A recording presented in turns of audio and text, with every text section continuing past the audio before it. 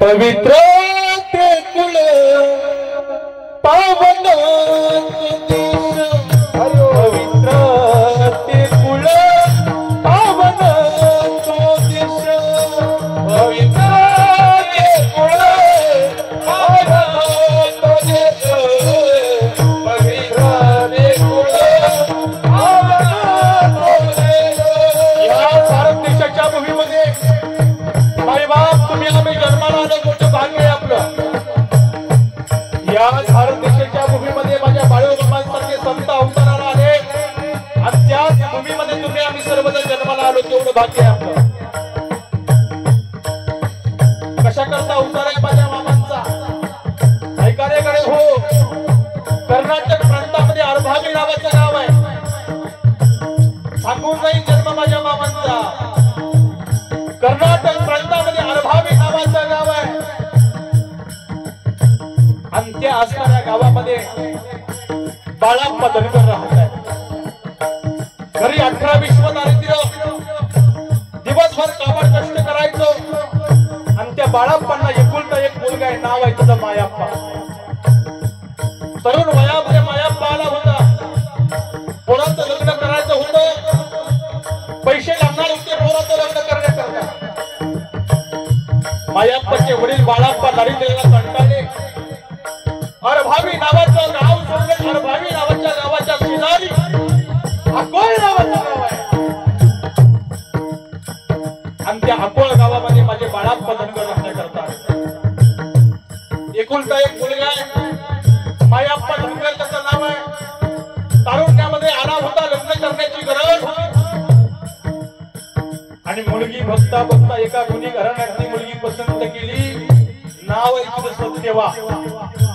सत्यवा नावाची मुलगी मायाप्पाला पसंत केल्यानंतर सत्यवा आणि मायाप्पाचं मोठ्या थाटामाटामध्ये लग्न लावलंय। दोघांचा संसार राजा राणीचा चालू झाला, अनेक वर्ष संसाराला लुटून गेली, परंतु त्या संसाराला फूल नव्हतं, त्या संसाराला फूल नव्हतं, मूल जन्माला येत नव्हतं। कशा करता करायचंय मायबाप म्हणतात आपल्या पोरा बाळांकरता ना, पण त्या संसाराला मूळ येत नव्हतं, मूल होत नव्हतं मायाप्पाला सत्यवाला। हलसिद्ध वाडीला हलसिद्ध नाथाची यात्रा भरते आणि त्या यात्रेमध्ये दरवर्षी हे दोघं जोडपं जात असायचं। एक वर्षी मोठी यात्रा हलसिद्ध नाथाची भरली होती, हलसिद्ध नाथाच्या वाडीला दोघ जण गेले। मायाप्पा सत्यवाच्या हलसिद्ध नाथाच्या वाडीला गेल्यानंतर हलसिद्ध नाथाकडे असणाऱ्या आईनं नवस केला, नाथा थोडा इको कमी करा, हे नाथा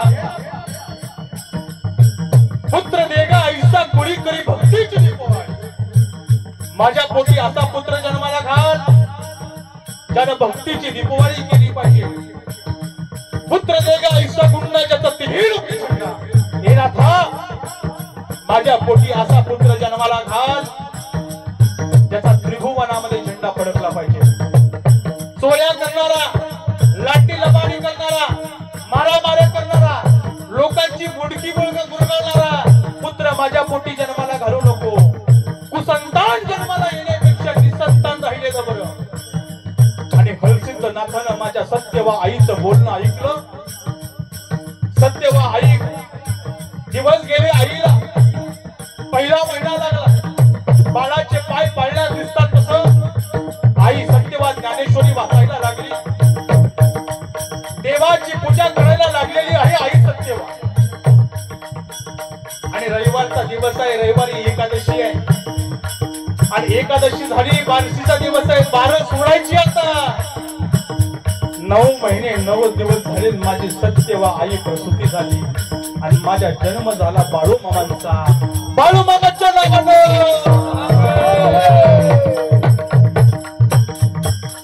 या महाराष्ट्राच्या, या भारत देशाच्या भूमीमध्ये माझे बाळूमामासारखे संत जन्माला आले म्हणून तर म्हटलं जातं ना, पवित्र ते कुल पावन तो देश, पवित्र ते कुल पावन तो देश, पवित्र ते कुल पावन तो देश, पवित्र